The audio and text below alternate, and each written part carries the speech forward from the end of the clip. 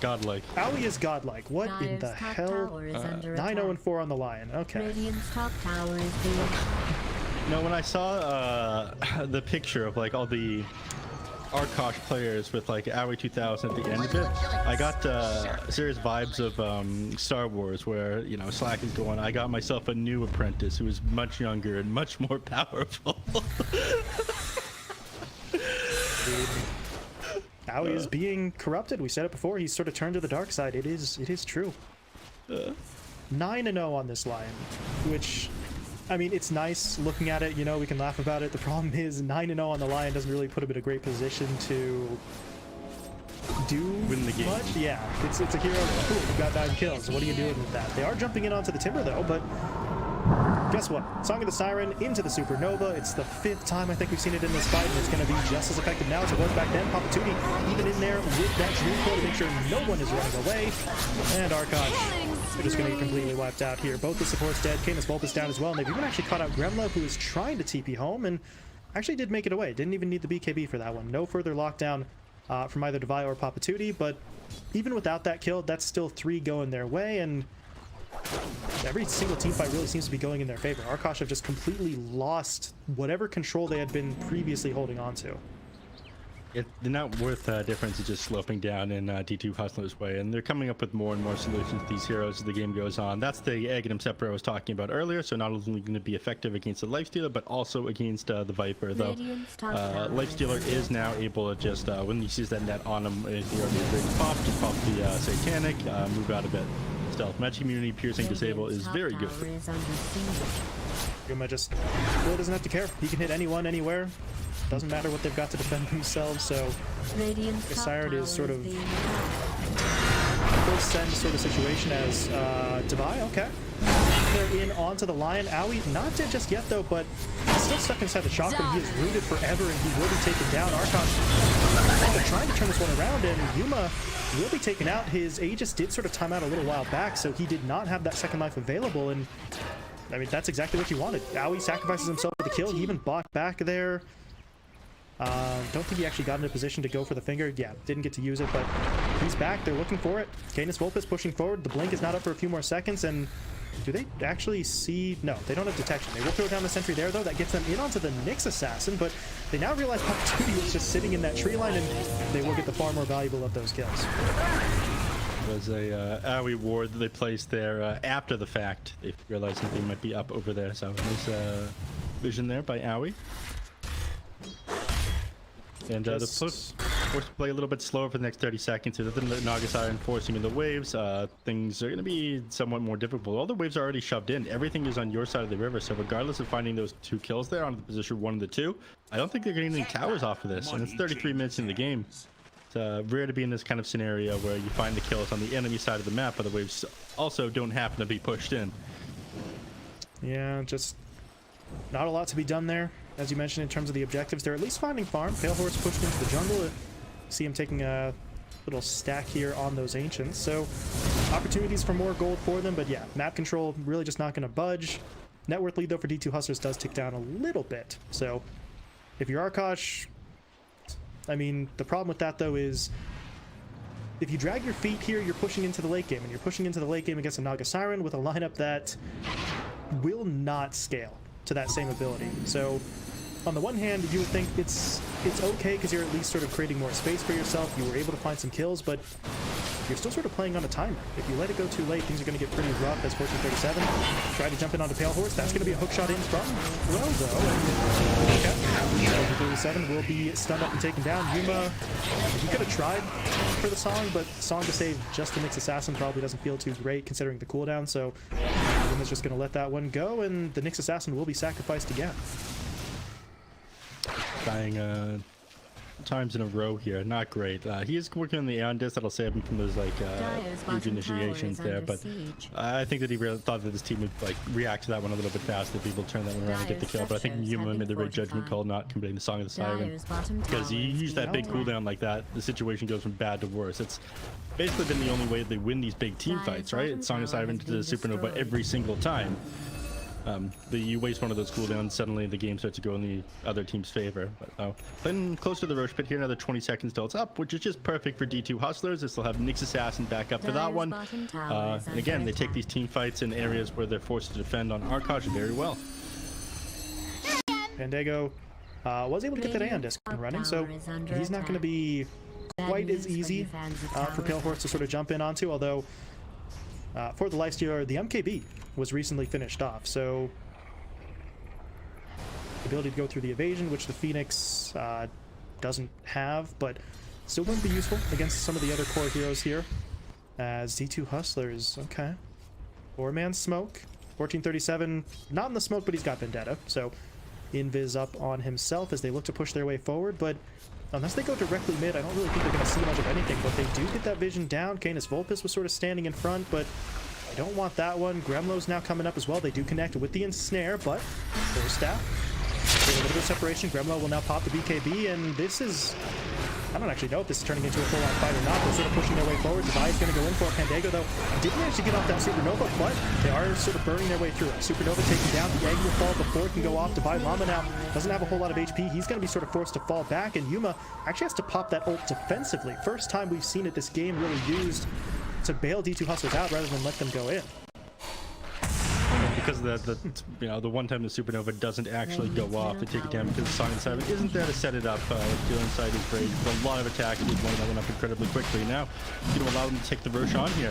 So it's going to be Aegis Chaser first shark going the opposite way here, diving a little bit too far on D2 Hustlers, and they got punished for it. But I guess the overconfidence of winning these last couple of team fights when they've had all 5 heroes that made them forget, alright, the only reason we won these team fights is because of that Supernova combination.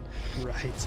I mean, I don't know, maybe they get it in their head that we weren't winning because of it. We were just winning and we happened to be hitting the combo at the same time. But no, you really need to hit both.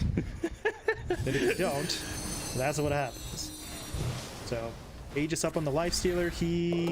Yes, he took the shard as well. So the open wounds are now online for him, and now it's going to be even harder. D2 Hustlers were already having some issues trying to stay away from this Lifestealer in a lot of scenarios, and now, I mean, outside of someone like Papa Tootie who can literally just jump away to the orb, actually maneuvering away from this Lifestealer is going to get unbelievably difficult, and we're starting to see that momentum shifting. Once again, 37 minutes in here, but Arkosh have now reclaimed that net worth lead, and they are threatening the tier 2 tower mid, although with about 4 or 5 heroes here, I don't think Pale Horse is really going to be able to get it, but he's pushing his way forward. Rune comes through from the ensnare. They'll hit him up with the silence there as well, but Pale Horse does not care. Pops the rage, continues to push his way forward, heals up with the satanic, and then walks away. So, didn't really get too much there for D2 Hustlers. You at least keep the tower safe, but now they want the fight. They're pushing forward. They get in onto Gremlo, hit him up with the Hex. Can they actually lock him down? The Root's going to come in. Canis Vulpus, though, with the toss, actually keeping Gremlo safe. I'm not really sure if that was the intention, but I don't think that was defensive toss. Either way, Gremlo lives. They're going to go for the song into that Supernova. Oh, no. This is not... Oh, no! They didn't do it. They got the timing wrong. Canis Vulpus, he's into the fight. They've got... Oh, no. They've got Yuma completely really isolated. No one else is here to help him. Yuma's just straight up dead. Oh, no. Pale Horse does end up losing his Aegis, so they at least get through him once. But yeah, Yuma, he's going to try to buy back in. But at this point, it feels like this is too late. He can't join his teammates in time. We're just going to be losing people here as Devi does fly through. He's able to take down both Gremlo and Crow, but they're just on the retreat. Papa Tootie's going to TP himself out. No, he's not. First spikes there from AUI into the finger. Kill. Remember before we were saying, hey, they kind of need that song into Supernova. Turns out, every once in a while, we do know what we're talking about. They mess up the timing on that, and the whole fight just blows up in their face. That was a symphony of bad button pressing there by not just one team, but both. I mean, they messed up the Burrow Strike into the Impale coming out was too early. The Supernova ended up popping a little bit too early, didn't cancel the song. And then we saw a hook shot onto, Crow threw out a hook shot onto his teammates. It didn't go anywhere as well. There's like 2 people in front of him as well. It wasn't even close. Oh, no. Mistakes on all sides, but if you're Arkosh, your mistakes were lesser. Yeah, your mistakes are whatever. D2 Hustlers' mistakes are, Jesus, how did you make that mistake? That is teamfight losing. So, I mean, in the long run, this is still a Naga Siren. You're still pushing into that late game stage. You can rely on Yuma to a certain extent, but it's getting a little tense here in a situation where I don't think we were anticipating it to be this kind of situation this late into the game. It felt like the longer it went on, the more D2 Hustlers would be pulling away, but you still need to execute the game plan. You need to get that teamfight combo down correctly, and if you don't, power. Yeah, this network graph is just going up and down both ways here, but thankfully for Naga Siren, she did pick up Solution Escape. So that's going to be probably the best item she possibly could have gotten here. BKB is still a pretty big deal. I think you want to grab that one eventually, maybe once you get rid of your Aghanim Separate, come down to your Aghanim Blessing. But this game, you know, against a line, against all this magic damage, you want to be able to stand your ground. Yes, the line's going to be able to clear out your illusions, regardless of you having the BKB, but I think it's super important to blow up Ao in the back line. I mean, the man's got a godlike spree. He's sitting with a BKB instead of a Aether Lens, or sorry, an Aeon Disc here.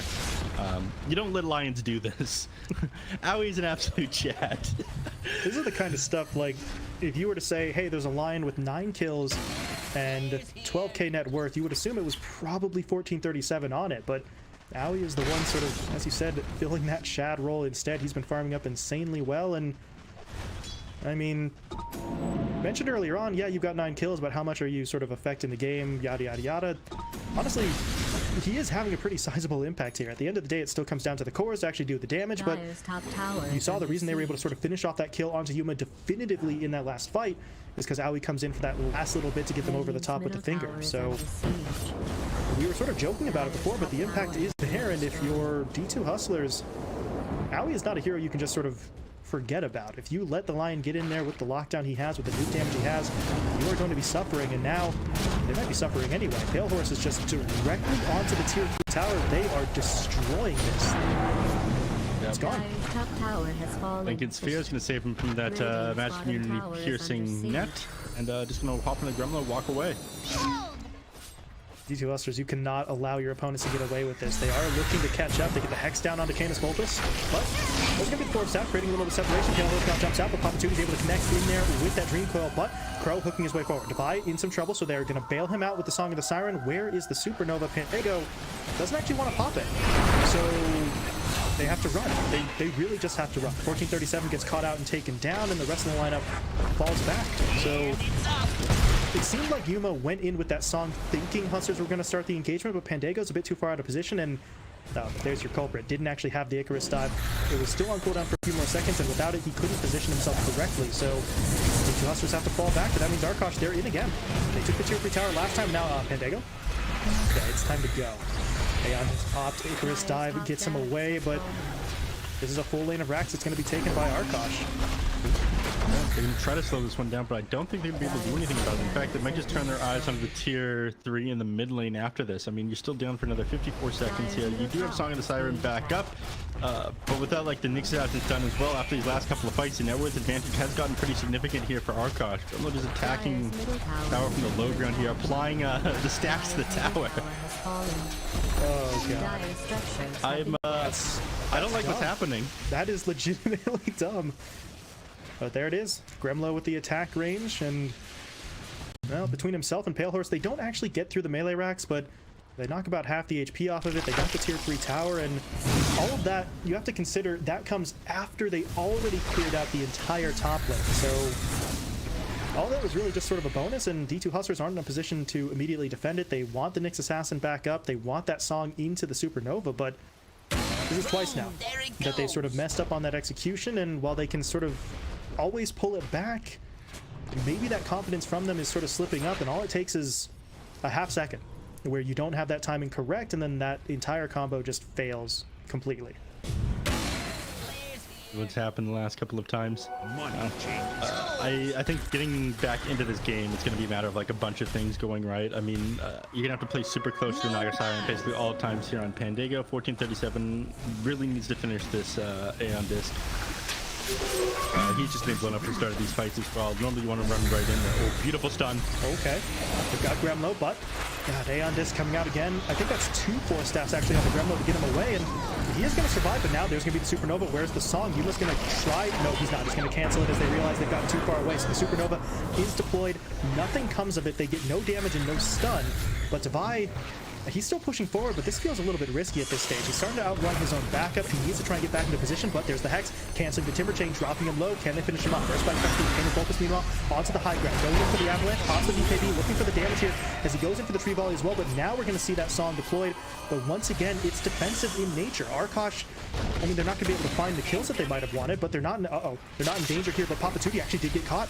Able to cancel out his TP. They hit him up with a Hex. Finger of Death is there. Aoi gets the kill, and Papatuti, yeah, maybe just getting a little too cute with it. I think he could have just fallen back in the same direction as his teammates, and he would have been fine. Instead, he tries to cross the river, and at that point, the Song can't protect you. You are literally too far away to be saved, and now if you're Arkosh, time to go in again.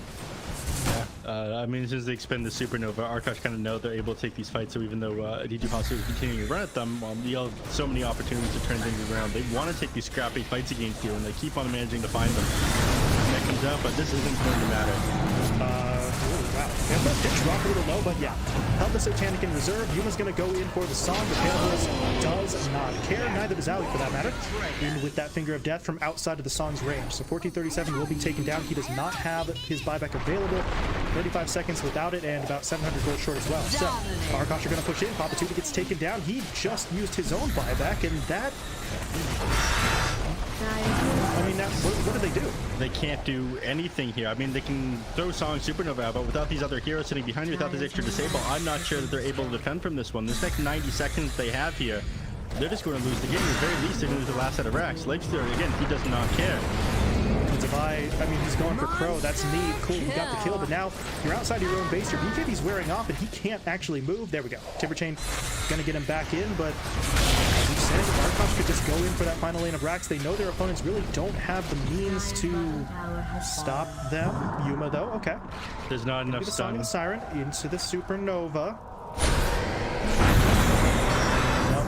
That's a problem. The Life Stealer was going to get hit up by it, but he's able to infest into his teammate instead, so he dodges out that Supernova stun, pops back out with the Rage active, and this is going to be the final lane of racks taken. Bottom lane will be picked off. That is going to be the Mega Creep. Now Canis, okay. Gremlo getting tossed forward there. Not really sure if that was the play that they wanted, but Gremlo should be just fine. Canis Vulpus, though, is the one in some trouble, but he's going to be able to pop the BKB. I believe that Cheese came out for him as well, or... Oh.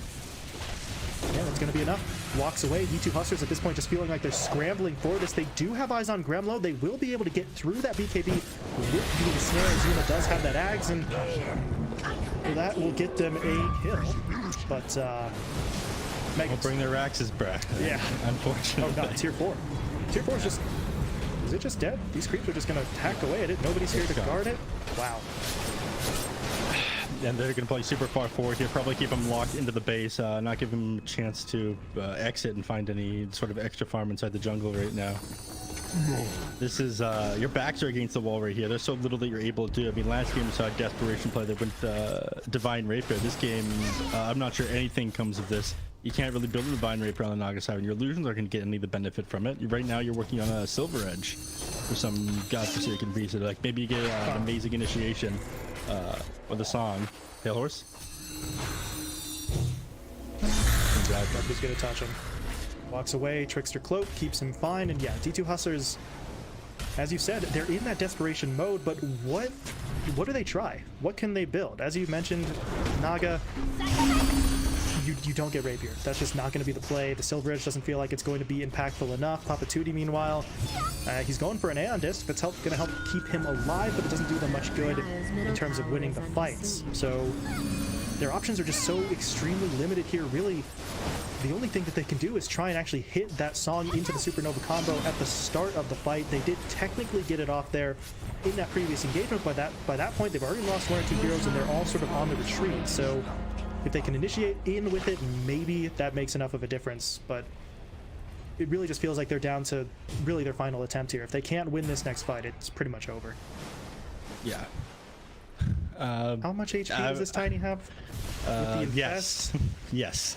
Oh my God. The answer is yes. He doesn't even have the Aghanim Shard for this game, but you know he doesn't really have a whole lot of attack speed. He's going to use his Tree Volley to do a lot of damage. He's having fun now. I can't fault, but he's tossing Pale Horse around. Okay. This is an interesting one. Pale Horse is just going to lead the charge here. The Ensnare will lock him down momentarily, but that's really just to test the waters. Hustlers had to throw out a couple of abilities there, and your Lifestealer takes pretty much no damage. He walks away. His Satanic, it's on cooldown for all of 10 seconds. He's going to have it back up. And what is your game plan here? Unless Hustlers make the call. They have to jump in. They need the Dream Coil. They need the Supernova. And they need the Song to all set it up. And somebody's got to pull the trigger. Someone has to be the one to actually make that decision. We are going in now. And even if you do go in, Pale Horse has 2 lives. He has to get through the Aegis and take him down a second time. But right now, they are just struggling to get through the first fight. There's going to be the Song, though, into the Supernova. Will they be able to time it up correctly? Yuma's going to end it actually a little too early there. But Crow gets hit up by the stun. King is both technically hit as well. But I don't know about this one. Yuma is still trying to hold on. He's getting pushed back. Crow now is going to commit the buyback. The Clockwork wants to rejoin his teammates who are starting to drop a little bit low. Timing has very little HP left to work with. The Infest is going to give him a little bit of bonus HP. It's not enough to keep him alive, but it is enough to allow Pale Horse to push in onto Divine Lava. So the Timbersaw will fall, buying back immediately as they will rejoin this engagement. And Arkosh, well, they're slowly but surely trying to break their way through. 1437 does get taken down. The Knicks immediately buying back, though, as this fight just refuses to end. Divine, he's outside of the base, takes down Ali. Ali, though, buys back, and now Arkosh have him completely isolated from any other teammates, but they actually can't bring him down. Gremlo just doesn't have the damage right now. Divine is going to be able to walk away. Meanwhile, Pale Horse kind of by himself inside of the base. Ali, though, okay, jumps in, gets the finger down. That will be enough to take down Divine Lava. So he's dead for 2 minutes with no buyback, but at this point, Arkosh could not actually break through. The line, technically speaking, will still be held, but the Ancient is exposed. The Mega Creeps are pushing in, and D2 Hustlers, they've just got to commit everything that they have left to hold off this assault. So they will fight another day. Yeah, you mentioned not enough damage at the end. It's because Yuma had backed off, and a lot of damage is coming from Yuma at this point. You need to defend the Mega Creeps. The tier 4s have basically gone down. Pale Horse is back. Goes on Yuma. And just goes straight for the Ancient. He wants to win. Can he get it? Just under 3k HP, but okay, that's a problem. They try to hit him up with the Dream Coil, but he just infests his way out of it, and just gonna walk out of that one. And I don't know. A sick ride there, Pale Horse. Queue up Old Town Roads, thanks. Is he gonna go for it? They throw the net out onto it. It's gonna bring it down pretty slowly, though. It's got fortified armor, 2100 HP. No one even wants to go in onto it. Like, the illusions are pushing, but they're just sort of letting this one go. He's going to go back in for a couple more shots. This is the most ridiculous thing I've ever seen, but now the Lifestealer actually in for it. Hasn't popped the Rage just yet. There it is. Raging up. He's going to pop the Satanic as well, healing. There's going to be the Supernova, though, into the Song, but Pale Horse, man, doesn't care. He's got the Magic Immunity. He's going to be able to take down that Supernova. The Egg will fall. The Ancient, though, not just yet. They do pop that Glyph, but it's still falling. Can they focus down the objective? 1600 HP as Gremlo getting tossed into it. Canis Vulpus in there as well for the right clicks. They're actually trying to go in after Yuma instead. They will be able to lock him down, but it's not going to matter. The GG will be called, and Arkosh have pulled off 2-0 sweep, taking down D2 Hustlers. Not what I was expecting when I signed on for this one. I'm going to be honest with you. I'm not a fan of Arkosh here, but Aoi 2000 managing to lead him to victory. I'm not sure what